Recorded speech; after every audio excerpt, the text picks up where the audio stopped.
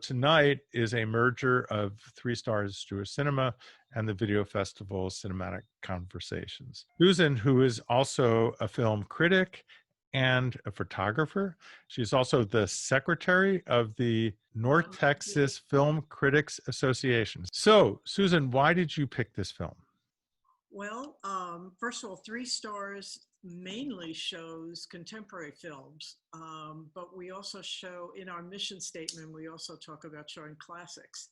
Most of the time, those classics are Yiddish films that go even further back than this one. But I happened to be in New York, and I had on Turner Movie Classics, which I absolutely adore. And this film came on, and I had it on in the background, and I really started focusing in on what was going on. I said, wow, I really need to watch this. And I did, and I said, well, this is perfect for Three Stars. This is a great film, not only to watch, but then to discuss afterwards. And that's part of our mission statement also, is to be able to talk with usually Bart at the helm. And I just thought that this film was so timely now, that it was incredible. It was just incredible. And I don't know, did everybody get a chance to watch it recently? I mean, I hadn't seen it in maybe 20, 30 years. Obviously, I didn't watch it in 47, but. Yeah, so I actually missed this film. I was not born in 1947. And this was the first time I've seen it. I've certainly known about this film, and I know a lot about Elie Kazan's work, but this is the first time I've seen this film, and I really enjoyed it, and I thought it was very powerful. So thank you for choosing this and filling that hole in my film history watching. So I think it was really good. So you mentioned that, of course, that this film has a lot to say now, but before we go into that, let's talk about what was going on in the 40s in terms of America. You and I were not around, but what was America like? How much do you know about what was going on in the United States then? Well, obviously it was a post-war period, and when I've spoken to other people about that period, they knew a lot about the war, but they weren't aware of really what was going on at the time with Jews and the war. The Holocaust, the war was one thing, but the Holocaust was totally separate. Mm-hmm. So even today, they don't necessarily put the two together in a way like some people mistakenly don't put the Civil War together with slavery. Right. It's about states' rights, right? Right. Yeah. So, this was directly after the war. It was a timely conversation, and how it all came about was it was taken from a book. Mm-hmm. I think her name was Laura Hobson. I have it written Laura down. Hobson's 1947 novel, the same name. Yes, And indeed. it was, when it hit the New York Times bestseller list, it stayed there for 14 weeks. And the reason she wrote this book was she heard John Rankin, who was a congressman, speaking to addressing the House of Representatives, and he called Walter Winchell a little kike. And that's not what did it for her. It was that people in the audience clapped when he said that. And she was so shocked by their reaction that she had to think about that. She had to think about how anti-Semitic was America at this time. And so she wrote this book. And Darryl Zanuck, who was one of the very few studio heads who was not Jewish, even though I kind of sound like he had a Jewish name, but he was not Jewish, thought it was very timely. A lot of studios would not touch it. And he said, very much like the editor in the movie, said, we're going to do this. Whereas a lot of people counseled him and said, we're staying away from that. He said, no, I think this is important, and got it made. So let me talk about that for a little bit. So there is this sense that the Jewish studio heads really downplayed their Judaism, and they did not want to be seen as Jewish, and they did not want to be seen as promoting Jewish causes. And this is something that, you know, a lot of books have been written about, and there have been films that have been made about that. You know, there are people who want to celebrate their Judaism, and there are people who want to be, you know, sort of pass as Anglo. And I think that they were afraid of being too Jewish, and that's why a lot of the studios did not want this to be happening at all. Well, I I just think there was a concern among the studios that, you know, this lent credence to conspiracy theory that Jewish-friendly films and novels were inspired by people who were communists or made communistic propaganda. And you know what happened, you know, right after that. So many of the people that were actually in this film were brought up before the House Un-American Activities Committee. Zanuck was, Anne Revere, his mother, Gregory Peck's mother, Elia Kazan, and John Garfield. and okay, so I was going to talk about this later, but you brought it out, so we need to definitely talk about this. So Elia Kazan is just a fascinating figure. You look at the body of his films, On the Waterfront, this film, there are so many films that are very, very strong creatively and socially. Like his films have that all through their spirit. And so many people have celebrated his Yeah. great work. At the same time, he ratted on people in front of the House Un-American Committee. Well, he did. However, he said that all the names that he gave them were already known. That wasn't, he didn't out anybody who they didn't already have information on. But But that made it a lot worse for them that he Yeah. named them. I mean, that's a rationalization. That's not an excuse. I'm just saying that No, was, no, no. Yeah, of course. Yeah. He said, oh, they already had those names. I just kind of like just mentioned stuff they already knew, but they gave it credence. and And years later when he received like a lifetime achievement award, very few people stood up and clapped. well, there's some people who clapped for his achievement that he made, and there are a lot of people who did not clap. And there are a lot of people who really kind of held that against him. I mean, you know, I don't know how much of the story you read, that he was um, part of the Communist Party in his youth. And what he didn't like about the Communist Party was, you know, you would probably call it cancel culture now. It's like the sort of correctness. And he thought that you know, the art should be free and not tied to any particular ideology. And they're like, you have to toe the line. This is what you do. So he left. So there was a trial in the Communist Party, and he was on trial for not being pure in what he wanted. And that's where his bitterness against the Communist Party came out. So, in a sense, it was very personal for him when he got called up to the House Un-American Committee, because he had this anger about how he was had to go on trial for this. So it's a very complex story, and you know, he is. I totally love his films, but you cannot separate the damage that he has done to other people's careers. So you can still hold both of these thoughts in your head, which I think is perfectly fair. There will be people who will never want to see any of his films, and I can understand that. And there are people who say you should totally excuse that. They already knew that, and I can understand that position as well. I sort of fall in between. I think he made great films, and he made a mistake, and I think he hurt people's lives that were very close to him.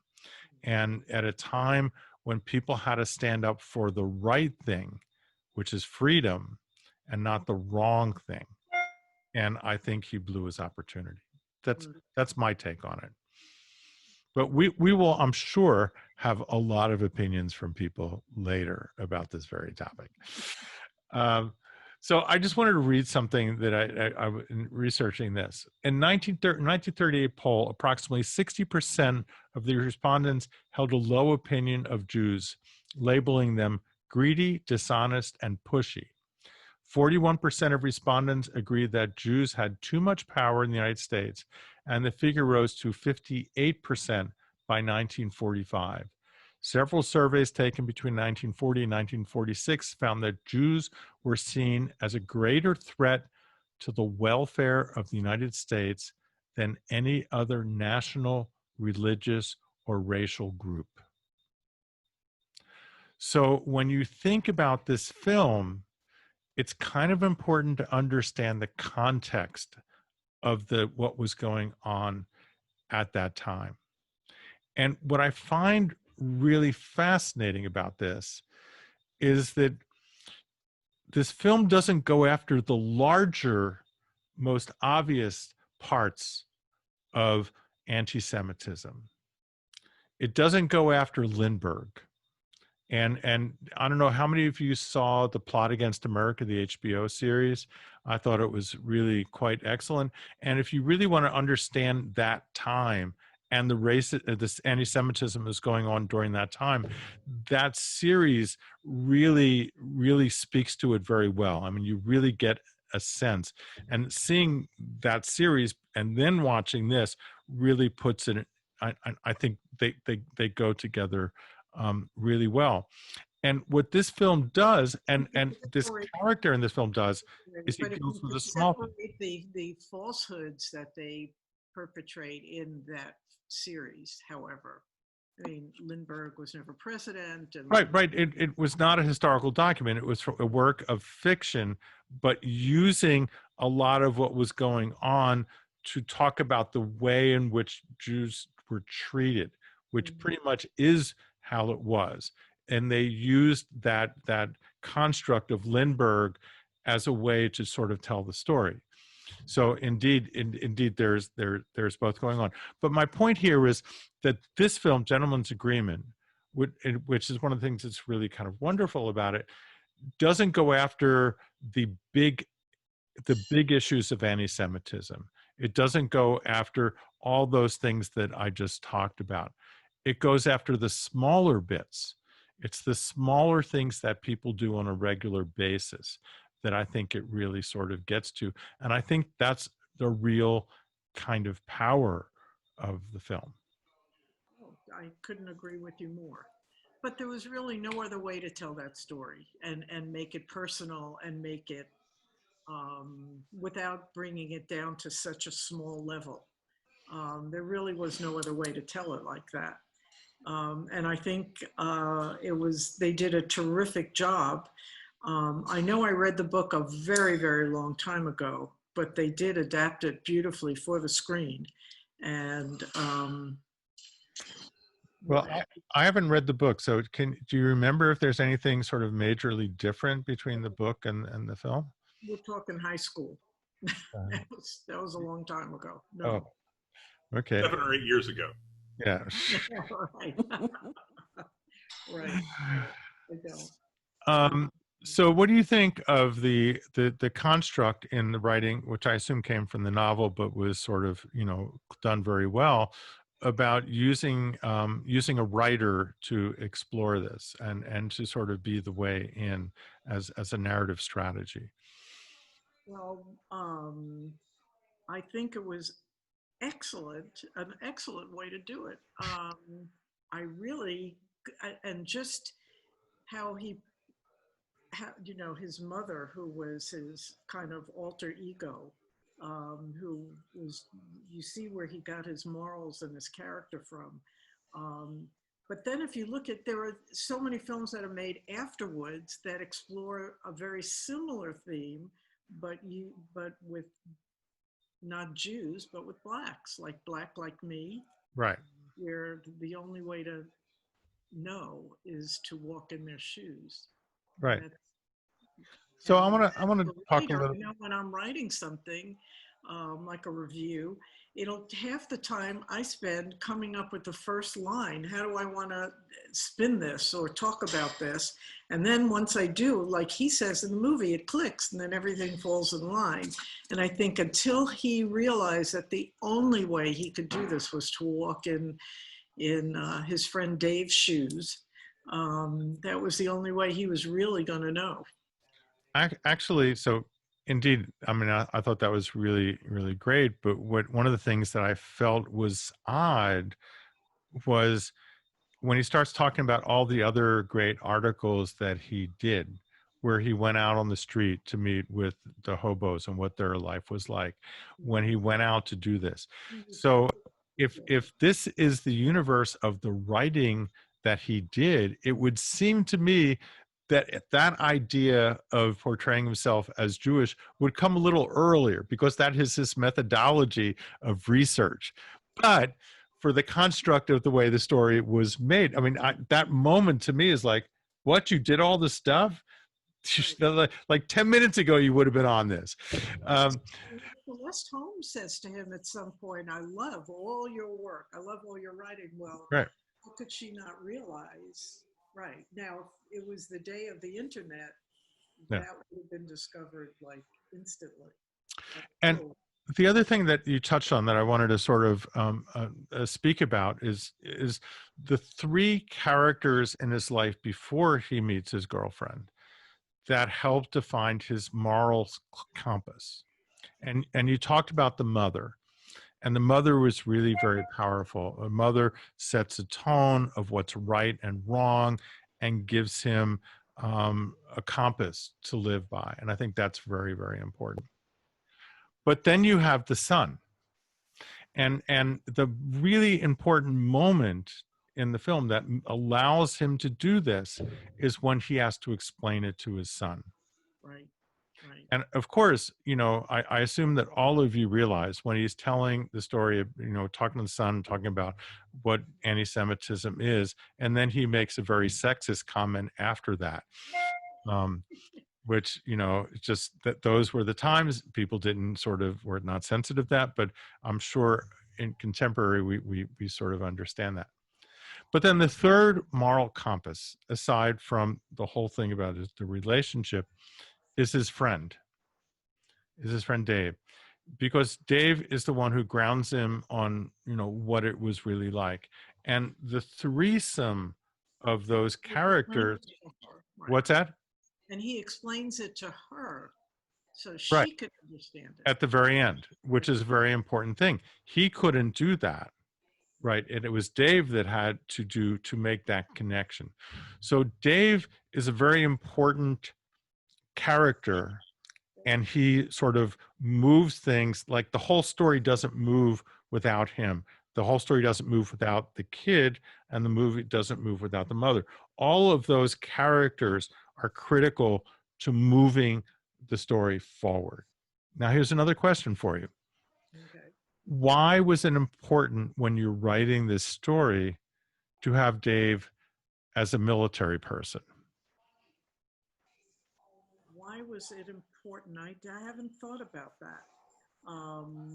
Well, Jim has a suggestion. He's got his hand up. Yeah. Jim, what was your thinking? Well, first of all, I think one of the ironies of the movie is that the United States enters the war against the Germans and the Japanese, and we're fighting, you know, and the soldiers are very proud to have won the war, and they see the Holocaust and all, and they come back, and things don't get any better in terms of treatment of Jews. I don't know if anti-Semitism got worse or stayed the same, but it's kind of an irony of the whole thing. And Dave, I thought it was interesting that, I might be wrong on this, but Dave and what was the name of Gregory Peck's character? Whatever it was. Both didn't seem like they were Jewish. And they were both treated fine until somebody found out they were Jewish, and then everything turned upside down. Yeah, I mean, Dave looks a little bit more Jewish. But he could have been Italian or anything, really. Right. In real life, he was Jewish. Jacob Garfinkel is. No, I understand that, but I'm just saying the actual right. character. the character. I mean, and I think he plays a very important role. And without him, without all of them, I think. There's one, just going back to what you were saying about the other studios. None of the Jewish-run studios would touch the movie. They apparently they even offered Daryl Zanuck money not to put the movie out. They Yeah, didn't want to shine the light on Jewishness. But yeah, Daryl Zanuck thought it was a good story and could see that it was worth making. yeah. And he got a good director to do it, and he got the good quality actors. And by the way, the music is also really great. David Newman, so great score. But Well, I read that It doesn't Zanuck, hurt that Moss Hart did the script. yes, Moss Hart script. Can't go wrong with Moss Hart. was turned down, I read, by the Los Angeles Country Club because they assumed he was Jewish. Yes. And then that really upset him. Yeah, and I heard that was actually not the reason he was turned down, but that's a rumor. Nobody can prove that. Yeah. But it sort of begs the question is like, there's two kinds of both racism and anti-Semitism. There's stuff on the not being able to go to the hotel, the fancy hotel, and people want to kill you, and they're different things. This sort of gets to the lighter side, which is very, very, very important. But it shows, and I think as we all sort of think about this sort of state the obvious, that it shows that good people who don't believe anti-Semitism should exist contain within them and in their everyday life things that perpetrate, that keep the system going, that allows anti-Semitism to exist. And that's the real sort of core message of this film, right? Bart, you had asked about the significance of the military. Yes, I did. Wasn't it 48 that Truman integrated the military? That sounds right, but I think there were Jews in the military earlier but not African Americans. Yeah, but the entire conversation was coming together. Mm-hmm. And still even today, when the Don't Ask, Don't Tell, way back several years ago, the military being so huge and a part of the government is a way to affect social change and to prove that it works with enormous numbers of people and discipline behind it too. So yeah, and thank you for that, Leslie. Stephen brought up Stephanie, excuse me, brought up this very good point about the secretary character, which I thought was just really, quite fascinating in terms of both the writing of it and the directing of the film. That you have somebody who's Jewish, but is doing sort of what the studio heads were doing, right? They're saying we don't have to show that we're so Jewish. We're hiding that we're Jewish, but it's in a sense it's almost worse for her. I mean, she took it a step further. She didn't want to act Jewish, like them. Right. And that's really the sort of really, it sort of ties into, the self-loathing, exactly the words I was going to use. They didn't want too many Jewy people coming in, right? So many people that are going to look more obviously Jewish. I mean, when you looked at her, what color was her hair? She was blonde. Right. She did not at all look Jewish. And so I mean, I think that taps into, I think that all Jews on some level have that. And also, I have a friend who's African American who made a film about, what happens when the first guy gets a job and then they only have a position for one guy and they don't want another guy coming to take that first person's job. And so there's that sense of like, if you're the token, you don't you're worried about others coming in. And I think it dealt with that issue really kind of beautifully. I agree. Jumping. So, Bart, Yes. I'll bring up one other character who was very strong in this movie, and that's the editor or publisher of the magazine, Yes. who took on, what would be a unpopular, controversial subject, and he never showed any hesitation. Absolutely. In fact, he really was sort of, I wouldn't say he was looking for a fight, but I thought that he thought that that was his role as a newspaper publisher. And then also when he found out that Daryl Zanuck said embellish that role because that's more what he was doing on the film side. Right. Taking on something that wasn't very popular. So if we're going to take that, do we think that perhaps at the studio there might have been people who are applied to be a janitor or some other position who were Jewish who maybe did not get that job, as in this script? I would be willing to bet that there were many companies who the people up top had no idea about the hiring practices at mid-level management. And I would be willing to bet you at every one of those studios, there was a problem with that. I think you're probably right. As So there was in every other industry. yeah, I mean, I'm not saying that, but if he is themes himself in that role, there's that other part of that role. When the editor found that there was a problem, he immediately addressed it. Well, even when they're having the lunch with the board, most of the board didn't want to do anything on anti-Semitism. They just wanted to sweep the whole thing under the carpet. Yeah, this is what you have. You have a board of directors, and a board of directors is, by definition, they're interested in the financial well-being of the organization. And if you are that's your main concern, putting the organization in jeopardy gets in the way of that. And that's why you have controversy adversity. Right. That's exactly what some boards do. Now, some boards are okay with people taking progressive stands on a lot of things. Luckily, we have a very good board at the Video Association of Dallas. Leslie is one of our board members. And so they allow us to pursue the goals that we're trying to do. But many boards like that are risk averse. That is indeed their mission, to sit there and say, that's good, keep doing that. So indeed, that thing at the table, and in a sense, that was very early on when he was trying to figure out how he's going to play Jewish and what kind of an effect it was going to have. So when he looked in the mirror at the beginning, he reminisces about his friend Dave, and he looks at his own features and he says, well, I could be Jewish. I have dark hair, and I thought that was a false stereotype and was just more of the same.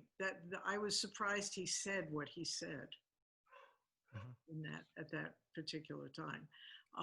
And in fact, Cary Grant was first offered this role, and he turned it down because he is part Jewish, and he thought it would be too weird as someone who was really Jewish playing someone who wasn't Jewish, who was pretending to be Jewish.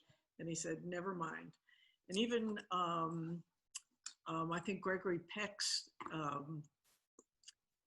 agent told him to stay away from this because of the subject matter.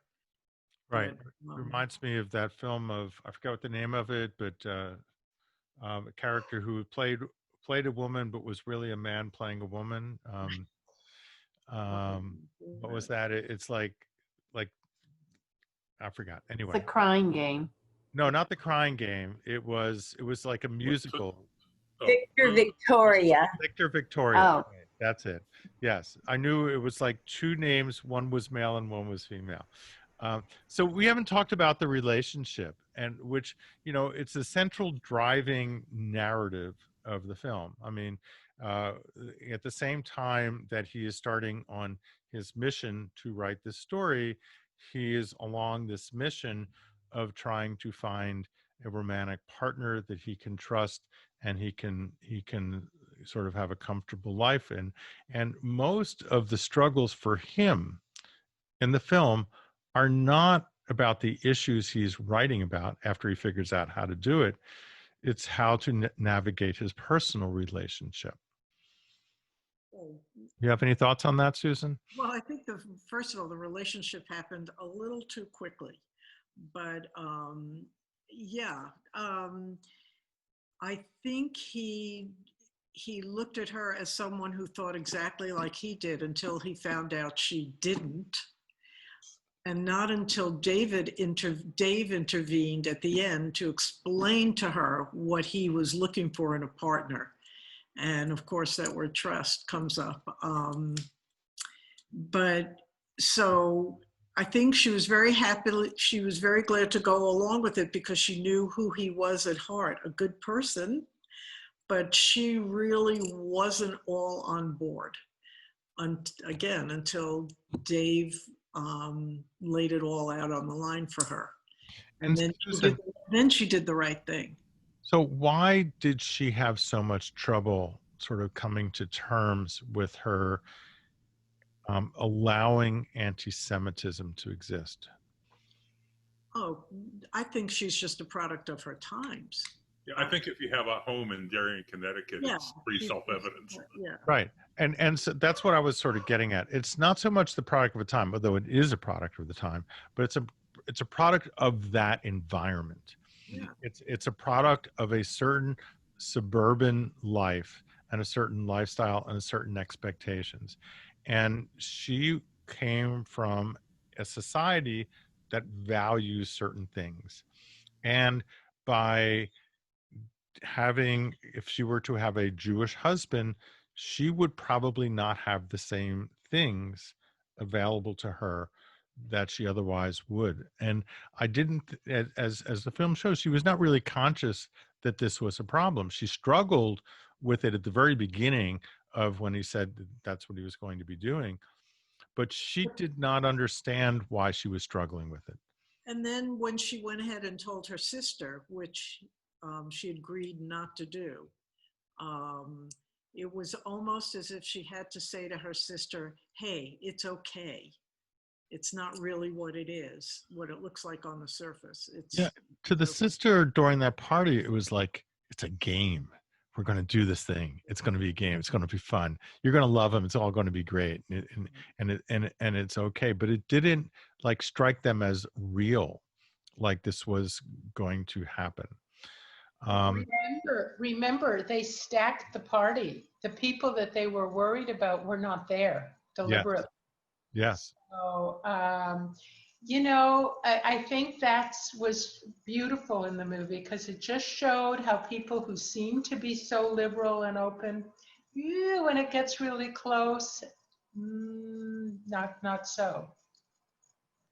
So this gets me to something that I definitely want to talk about, and this is a good time to address it. What does this film have to say to us now, Susan? Well, I couldn't help but substitute. Now, of course, Jews can assimilate. Our skin color is the same. We could change our name. We can have our hair straightened, which I didn't have. I have straight hair. But So you could have gotten a job as a secretary. yeah, exactly. I didn't go gray. I went blonde. Yeah. So, and people have asked me that question, are you really Jewish or have you converted? Anyhow, but I couldn't help thinking the entire time I watched this movie, actually the second time, that how much you could substitute what's going on today and put in, Black Lives Matter and substitute that with some variation. He changes his name, but, like we talked about Black Like Me, he changes his skin color to see what it's like. and pretty much finds out the same thing, disturbingly. So this is just it's an old story, but it's a new story. Sometimes you just change the cast of characters. Right. And I think one of the things that I hope that the film does when people see it, and I'm sorry about my dog barking, he's hungry and he wants his dinner, is that it makes us question what we do. You know, all of us as good liberals, and maybe that's so on this call, but we all support Black Lives Matter. But is there something we have done in our life that helped to support a system where things were unequal and people did not get a chance? And you know, if we search our souls, there probably is a moment when we should have stood up for something that we didn't stand up for. And speaking of that, this for a time, this is for our 3 stars members at this moment. This is a time between Rosh Hashanah and Yom Kippur. This is a time when we think about what we have done over this year, what we can do better, what is the way in which we can improve our soul and improve our people. And one of the things that this, I hope, will do for us is to examine what we're doing. Are there little things that we could do differently? If somebody says a racist joke and you don't say something, if somebody says something and you just don't feel like it's the right moment because you're worried about the job, you're worried about getting the grant, you're worried about getting something, there's some reason why it's easier and better to not say anything. And I think this film, at its very core, sort of gets to that moment in us that it's not about, we don't think that, of course we think that racism is wrong, but are we willing to be uncomfortable to say something? And that's what this film calls us to do. Kelly, you had something to say. Yeah, thanks, Bart. There's a guy on YouTube. His name is Chris Crass, and it's Crass. And he has where he talks about awkward white people and how much he loves awkward white people who are like, oh, you shouldn't say that, or, you know, don't really know what to say, but try to step into the conversation when, you know, somebody is, you know, making a bad joke, and and I find myself, it's really challenging for me because raised as a white Christian Caucasian girl in the South by Southern parents, you know, I was told my whole life, you know, you don't, it's other people's business. You don't need to step in. It's not when it needs to be our business. And so I find myself really struggling with stepping in, just like what she was saying when she was when Kathy was talking to Dave, and she said, he said this joke and we all just kind of sat there, you know, she goes, I didn't say anything. I find myself, I don't necessarily always say something, and I want to be bolder at that. So. And Kelly, just to sort of to put us in another context, you work as a publicist.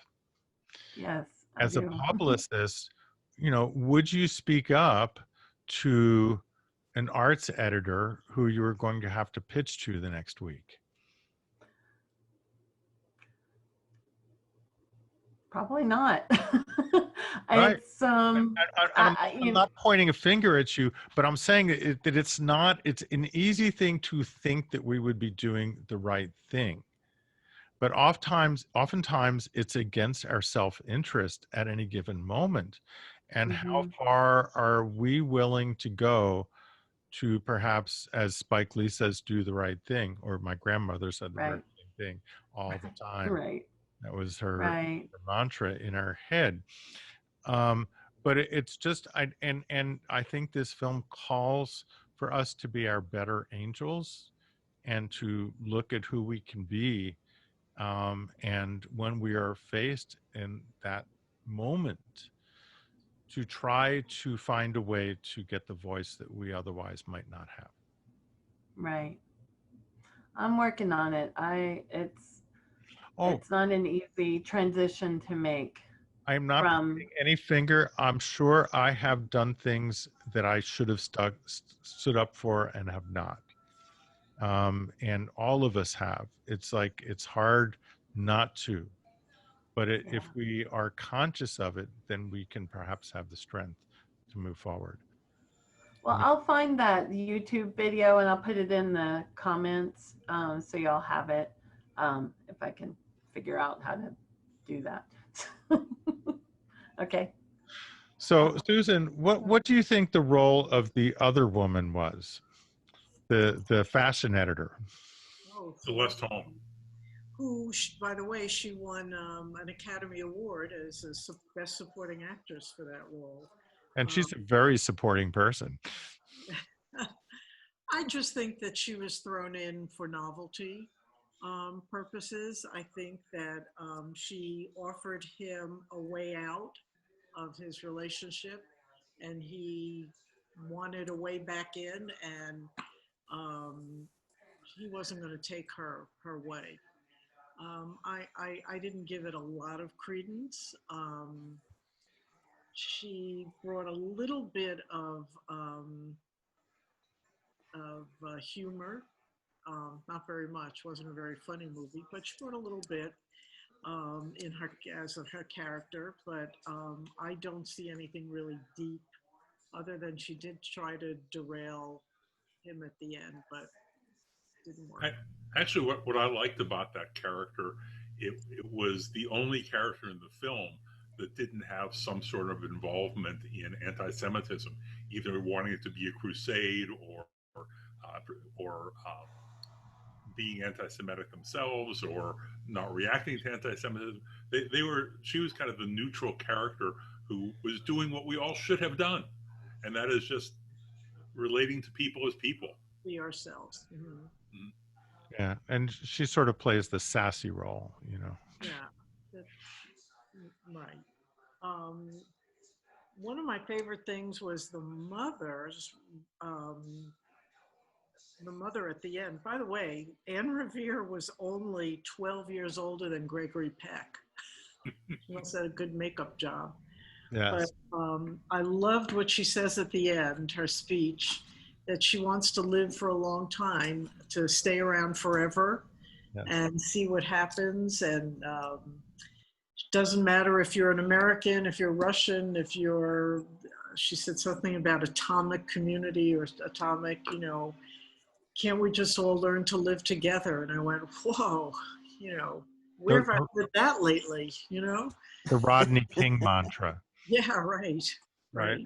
Why can't we all just get along? Exactly. Bart, yeah. I had an example I wanted to share. Okay, great. It's kind of interesting because it's from somebody who's sort of in academia. I take these little tech courses at Brookhaven, and this happens to be the director of IT for the whole college. I know it's called Dallas College now.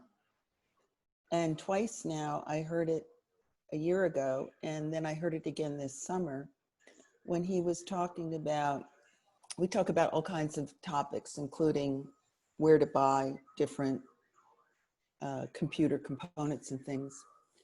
And he talked about Jewing down somebody. Yeah. And there was not a blink. And we were a gallery view like this. And it's Saturday morning, and I was really so flabbergasted. I told David Griggs, who's from the Deep South, he has all kinds of relatives like this. He is absolutely not like this. This is a friend of mine who Bart knows. And he's saying, well, you have to understand that's like the background he comes out of. It still bothers me like 3 or 4 months later. I said, that is so shocking because I come from the New York area. All my girlfriends growing up were Jewish. And, you know, I still can't believe, like, I heard it from somebody who's a director at a college, and he just slid right over it. And I still don't know what to do, because it's like, am I going to get on a fight on Zoom on Saturday morning at 9 o'clock? And these are all mostly people in their, you know, 50s and older, and not one of them blinked. But does it have to be confrontational as a fight? Can it just be more educational, like talk to him about it? You know, it? maybe it needs to be a private conversation or something, but it was just like, I can't believe somebody in this day and age who has that position, and he does care about how he looks, and I think these are all being recorded, that he said that. And I wonder if the college knew what they would say. It's just like, I was just so taken aback. It, like, you know, sort of threw me back, you know? And I don't know, maybe I need to have a private conversation with him or something. I know he's very right wing. He wants to move to Tennessee. He's definitely a Trumpista. I know he's very conservative, just by several things he said and hinted around without saying so. And, you know, he offers praise for people like Ted Cruz and stuff, just saying what a great job he's doing and things. But so I think, Leslie, Texas is not he conservative makes a big enough. deal about having Chick-fil-A, you know, every Saturday on his thing, like a statement about Chick-fil-A. That gives you an idea. I think it's part of the vernacular for some people, and if you don't tell him, he doesn't know. Yeah. And there's a way to do it that is not like, you don't have to be a jerk about it, right? You could just say, you know, I know you didn't mean this at all, but, you know, I think some people could find that offensive, and I would prefer you not do that, and not like do it in the way that we know people who can be obnoxious when they point these things out. And if there's so privately is what you're saying, private, like a private conversation, not on screen. And it was a call like this. Well, Leslie, if it were me, I would do it exactly like this. But I would try to find a way to put a joke into it, so I wasn't so, you know, to put it into context. I don't know if any of you know the story about this. We have a few more minutes. So when my first full-time teaching job was in West Virginia State College in just outside of Charleston, West Virginia. And one time I had somebody come up to me, and he said, he was looking at me kind of funny. And he said, where are your horns?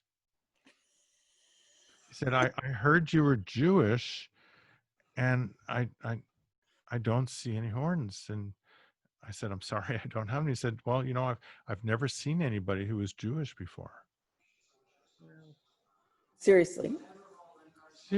And the thing is that Charleston, West Virginia has a good Jewish community.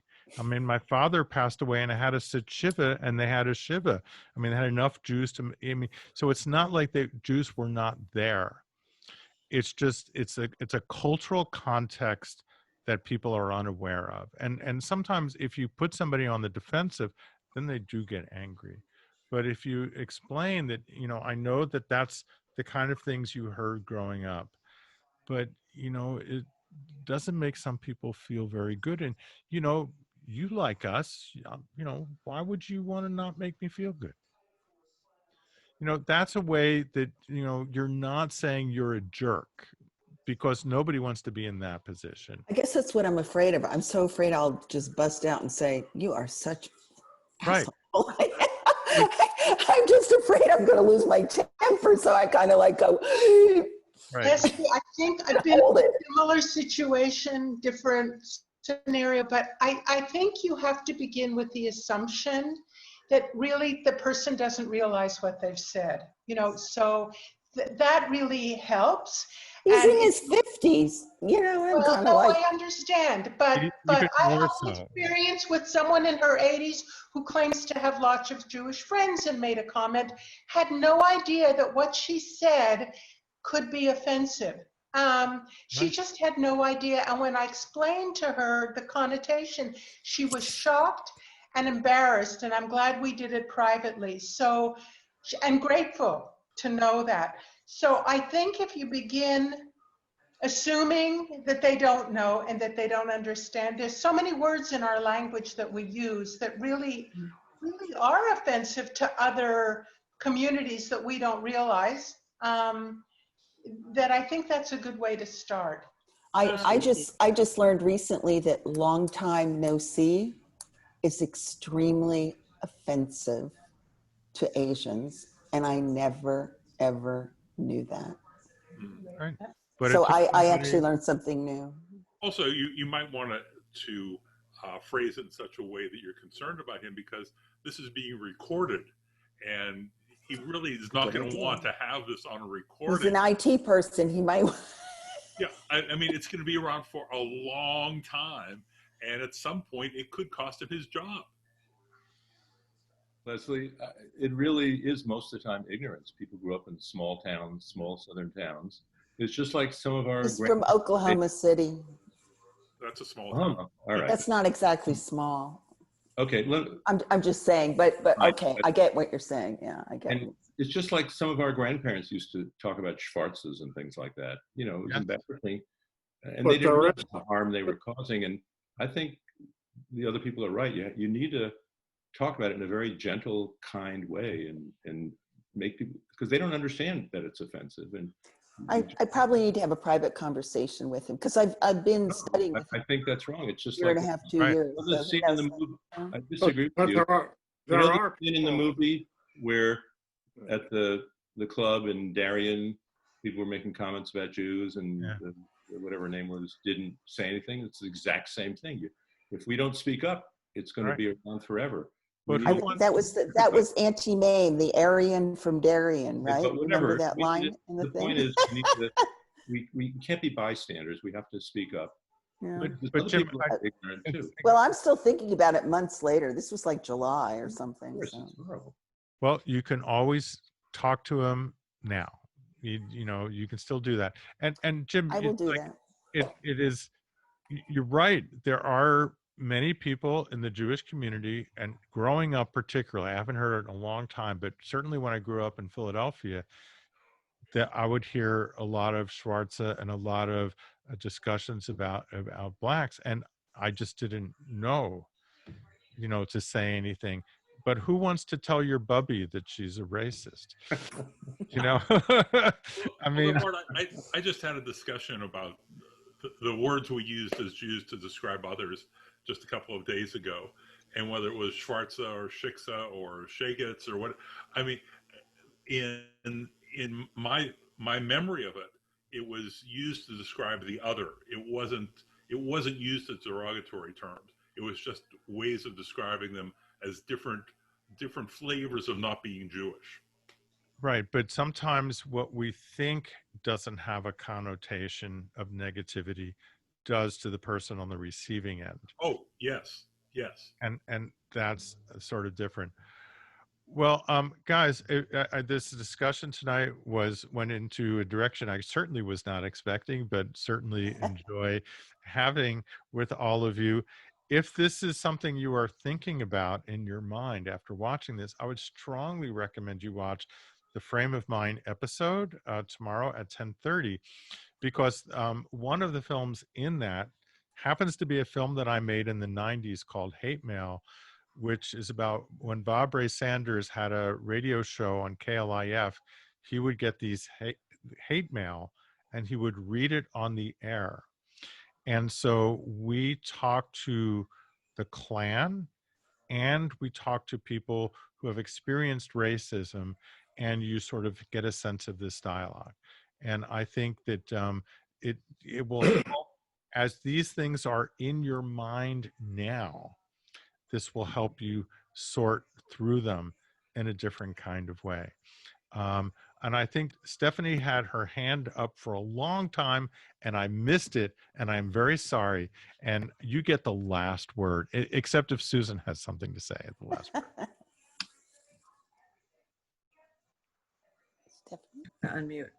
Oh, I was several topics back It was just, I made a point in the chat, I don't know if many people saw it, that having the person, the protagonist, be not Jewish, be a Gentile, was probably a way to make it more acceptable to the producers and the studio heads, to make it seem less like they were pushing, a pro-Jewish agenda. And also with Kathy not being Jewish. And I mean, she went through the most changes, I think, in the whole, she had a problem with his son coming home crying, being called a name, and, not wanting to ruffle the feathers. I think she was just a nice upper middle class girl who didn't want to ruffle anybody's feathers and, be the source of strife or anything. And so, I mean, I Yep. just make those points. It covered a lot, that movie, and it was extremely well done. So,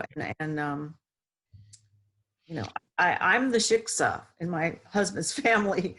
I'm not Jewish, but I married into a Jewish family, so I know what that feels like. And it's, my grandmother-in-law was not too happy that, her grandson married a shiksa, but we reconciled eventually. So it does have a meaning, when it's aimed at you. So Good point. And just to sort of on that, I mean, the structure of this comes from the novel. So the film version of it really is just trying to keep true to that. But you're right, it does make it a little more palpable. I think that for the producers who were afraid to touch it, right, yeah. right. And Catherine, you said you had something you want to say? Well, she was the crux of the film, really, even as annoying as she was at times, her transformation. But one thing you haven't discussed is the fact that she was divorced, and what she had to say about that for a woman in 1947 was very interesting. And it definitely rings differently than today. Of course, oh, yeah. that is not as such a big thing. Another quick thing that we didn't talk about, which I thought was an extremely important part of the film, is when the kid, a very young Gene Stockwell, comes in after getting called names and dealing with that. So like the kid comes in at 2 points that are really important, setting him off on the journey and understanding as a parent how that affects them. It's one thing for somebody to say something to you. It's another thing to have somebody say that to your child, and to have him put his child through that. I thought was a very powerful and important scene. Susan, you get the last word, the real last word. I just want to share this great story that I read about this, about a stagehand that worked on the film. And he told Moss Hart that he usually, while films are being made, he plays Jim Rummy in the back during this, when the scenes are being filmed.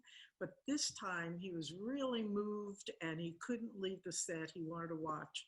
So Moss Hart was thrilled. He was so pleased. And he asked him why, what did you get out of this? What was the moral? And he says, guy said, I'll always be good to the Jewish people. You never can tell if they'll turn out to be Gentiles. And that blew Moss Hart. And on that note, we will call it a night. So Susan, what is coming up for 3 Stars?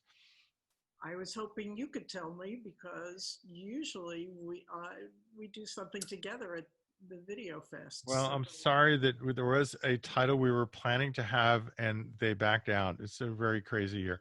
We'll come up with something. I have one question. Is this okay?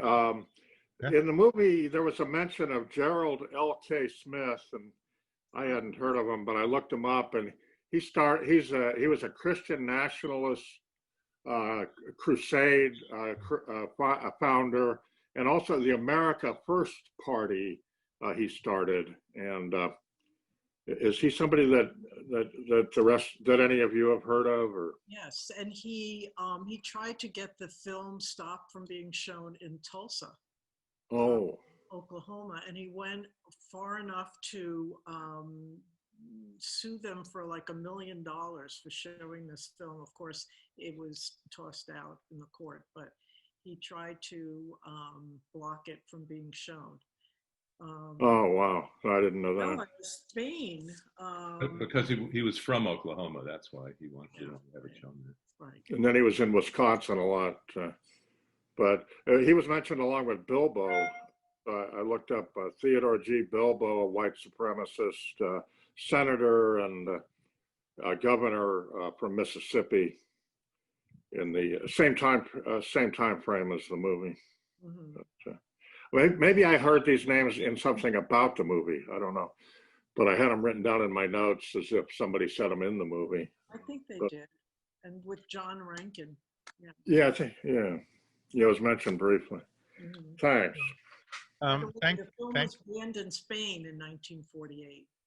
Oh, wow. Yeah. Thank you all for coming. Next week, if I have this right, we'll be showing Capital in the 21st Century, which is a film that's on Netflix. It's a really great film about how capital has affected our life over generations. It's told in a really effective manner, and Bud Kennedy will be our guest host. So that's will be 7:30 next Wednesday, and then next Thursday night we will start DocuFest 33, and lots of great stuff there. Thank you all so much for having a really invigorating and dynamic conversation. And we do this every Wednesday night, and it's definitely something different than the rest of your week.